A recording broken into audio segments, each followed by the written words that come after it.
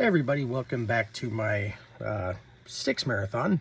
Not necessarily in order, as I've now jumped from their 4th album all the way up to, their 16th album, I believe.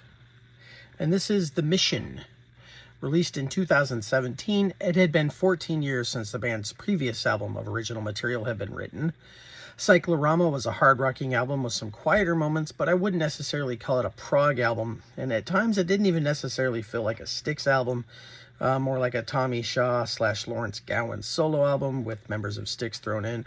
Sure, there are some wonderful, fantastic Styx moments on the album, and we'll get to that album next, but it didn't necessarily feel like a Styx album.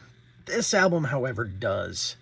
The Mission is the band's first concept album since Kilroy was here, and this is prog rock excess at its best.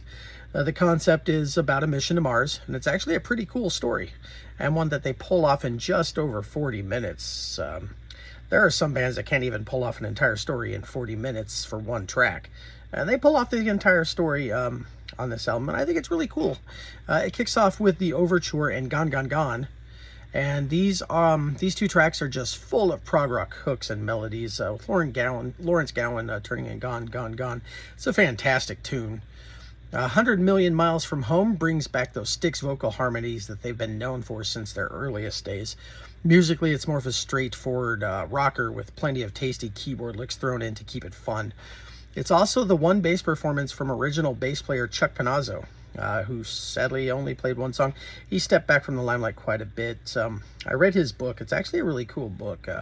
You should check it out. I can't remember the name of it. Just Google it. You'll find it. It's actually a really good book. It's My Time in Styx or something like that. It's a good book. Anyway, we continue with Trouble at the Big Show. It's a slower paced rocker with James taking over vocal duties. I love James JY's vocals. I've always loved his vocals. He's a fantastic singer. There's a face-melting guitar solo here placed over a slowed down rhythm section.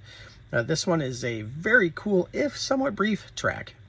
A Locomotive bringing things down a notch with some keyboards and acoustic guitar, with Tommy singing a sort of pretty vocal melody over it before bass guitar and drum kicks in and drive this slower paced tune. Radio Silence picks up the pace and feels a bit like Man in the Wilderness at times to me. Tommy sings beautifully over some acoustic guitar. When the band kick in, this song stays a sort of acoustic-driven hard rocker. The chorus is just fantastic. There are some great vocal melodies here, and it's just a wonderful track on an album packed full of amazing tunes already. The Greater Good is next. It's a sort of a power ballad with a driving piano section and some really amazing instrumental sections, especially that guitar solo. Just amazing. Have I said amazing? It's just amazing. Once again, the vocals really shine on this track as both Tommy and Lawrence Gowan turn in a phenomenal vocal performance. In fact, the entire album is sort of a feast vocally. I think this might be their best album vocally. Not my favorite Styx album, but I've got to call it their best vocal performance. I mean, this thing is just... If you're a fan of good vocals, I mean, you'll just love this thing.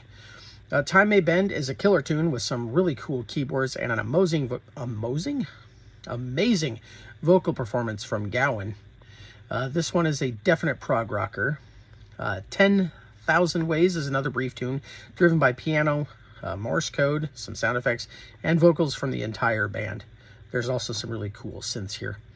Red Storm is the longest track on the disc at just over 6 minutes, kicking off with an acoustic section before the whole band joins in. Ricky Phillips and Todd Sucherman turn in just an amazing rhythm section performance, as always. Todd Sucherman is one of the best drummers of all time. Fight me. Definitely a master on the drums. The vocals provided by Tommy Shaw feel punchy and hurried, almost as if to drive home the dire subject of the song, as a storm on Mars wreaks havoc. Indeed, even the music itself is very chaotic, in particular the keys that lead in the crunchy guitar-driven instrumental section. All Systems Stable is just an extremely brief non-musical interlude. At only 17 seconds, it's more or less a precursor to Kadive, which is also fairly brief itself, but perhaps one of the coolest tracks on the album. It's a piano and orchestral tune, but it builds such a cool vibe and shows what a phenomenal musician Lawrence Gowan is. Once again, the entire group throws in a brief vocal section, and even a guitar solo is played over those beautiful keys that help elevate this tune to amazing heights. Though I'm not really sure what's happening in the story at this part, I imagine... I don't know. I'm not sure. They get away from the storm. I'm not sure. Maybe they Kadived into something? I don't know. But I love the piano, and just a fantastic sort of piano-driven tune here. The Outpost is both musically and lyrically hopeful. Gowan brings the song in with some synths and pretty vocals before the entire band kick in with that sound that only Styx could ever perform. The vocal melody and harmonies on this one are definitely second to none. I almost find myself getting goosebumps as the mission concludes as a success.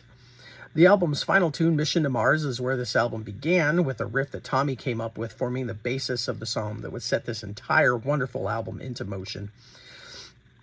I know it may be crazy, but this fantastic and wonderful album is probably my third favorite studio album from Styx. Such an amazing late-era work of art from one of my favorite bands of all time. And of course, there's an album after this, Crash to the Crown, and I really enjoy it, and I'm sure I'll get more in depth on that later.